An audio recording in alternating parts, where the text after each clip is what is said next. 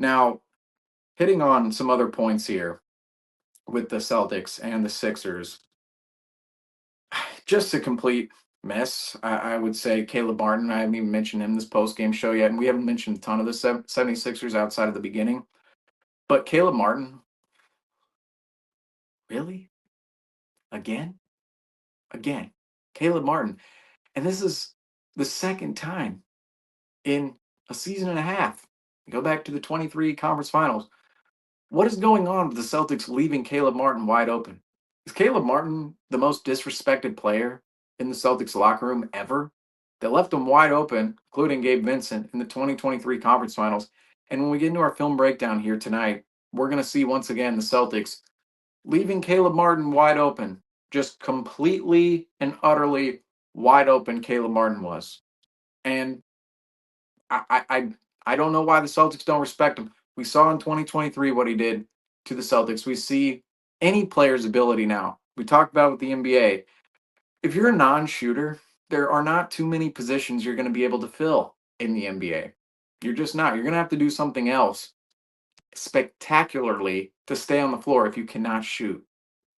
And Caleb Martin, he's a shooter. Okay, why are we leaving him wide open? I don't know why the Celtics decide to continuously disrespect a player like that or any shooter like that. Doesn't matter who you are. If you're facing a shooter in the NBA, you can't leave role player, superstar, whoever. You can't just leave him wide open. And Joe Mazzulla was making the excuse after the game, and I want to get into this after I mention this. Joe Mazzulla is making the excuse, oh, we're caught up in rotation. Oh, yeah, we let a couple slide under our nose.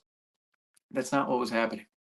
Celtics were not getting caught up in rotation. They were miscommunicating on rotations entirely and really picking and choosing, oh, we're going to leave this player open to go cover this player.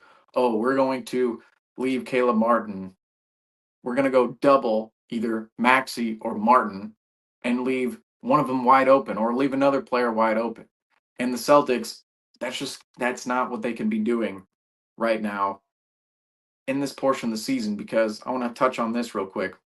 We've talked about so many times the Celtics, they need to be forming good habits. We've talked about this more in past seasons with the Celtics when they were not defending a title, when they weren't coming off a championship.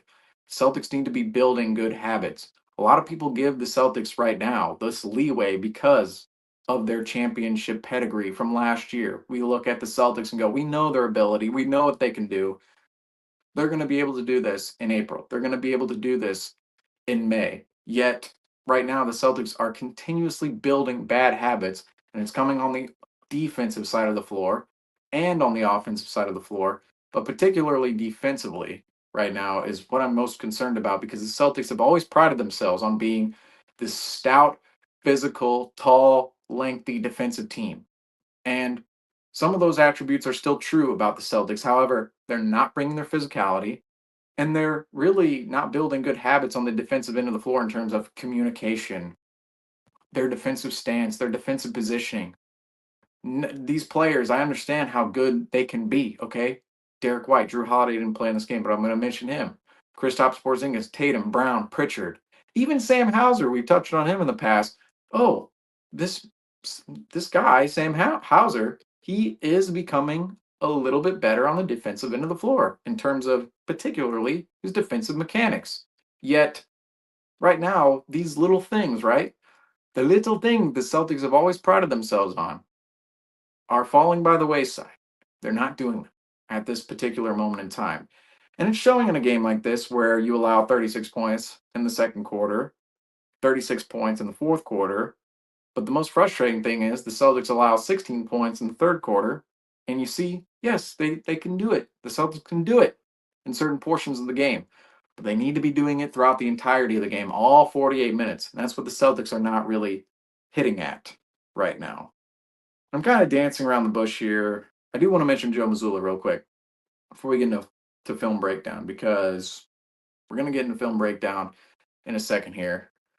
But Joe Mazzulla, the reason people, I think, in the past, Joe Mazzulla kind of rubbed them the wrong way. You want to say it like that? The reason Joe Mazzulla rubs people the wrong way is Joe Mazzulla is not always a truth teller in his pressers, in my opinion. Okay. And there's no factual basis for this other than the fact of Joe Mazzulla will say, "Oh, we did this well. We just didn't shoot all that well. We didn't hit at the clip we expected them to be, but we got open shots." Or defensively, "Oh, we're caught up in rotation. We did what we needed to do. Just they hit some tough shots on us, or we were in the spots we needed to be." Yet you'll see in the film that's not true with the Celtics. And the next game they will make adjustments. So I want to say that Joe Mazzulla, he's a great head coach. He really is. He'll make the adjustments that we need to see from the Celtics. We've seen it in the past, whether it was 22-23, he got better in 23-24, specifically later on in the season as the season got harder. Of course, for the Celtics into the playoffs, the Celtics made adjustments. So you have to say Joe Mazzulla is a good head coach. But in the pressers, he always states to the public that there are not problems when there clearly are problems.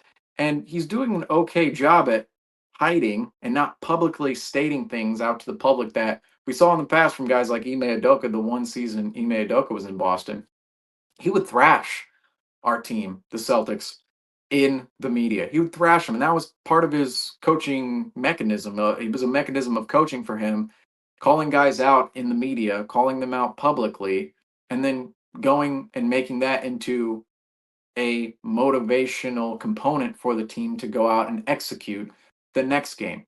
Joe Mazzulla is a little bit different from that standpoint. He'll hide things from the public, go behind the scenes, make the adjustment, and then the Celtics will execute off of what they've done behind the scenes. And the media, you'll never know that or have an indication of it if you see him at the podium. You just won't. And that's what's interesting about Joe Mazzulla. And I think that's what rubs people the wrong way about Joe Mazzulla is that he'll just kind of brush off these things to the public and for the media, because the media, I know we're media here, but we're not exactly the ones asking questions when they're at the podium. Some of the questions are a little ridiculous. Some of the questions, it feels like, are a little tone deaf or out of touch or just trying to poke at, like, can I get a narrative out of this? So I understand Joe Mazzulla's approach just a little bit. Clearly not an enjoyer of the media or his press conferences. He's a very serious guy at his pressers. Kind of a character, but well, like kind of a serious personality in a sense. Really a general. The Celtics, I like that about a head coach. He is kind of this like general type of personality where he is leading his squad and he's really in house about everything that he and his squad goes through. And you'll see the moments in which Joe Mazzulla's personality really comes out, whether he's on court or you'll see practice film where he's a little bit more engaged than you'll see him in his press conferences with the media and what he suggests to the media. But I think that rubs people a little bit the wrong way because Joe Mazzulla, he's not up front to the media entirely, but I think behind the scenes he's very upfront with his entire Celtics team. And that's what I think you got to respect about Joe Mazzulla in the end, despite the media not always getting what they want out of him and getting these kind of funny answers from time to time. Joe Mazzulla, he's good with his squad behind the scenes in terms of making adjustments and being the head coach the Celtics need. So, belief in Joe Mazzulla, but I did want to touch on that point because this was one of those games where the Celtics, we're going to get into film breakdown here. We're going to see on the film breakdown that the Celtics, there were some problems in this game that were not highlighted really in the presser afterwards, the press conference, yet these are some of the bad habits the Celtics really want to rid themselves of as the season continuously progresses on.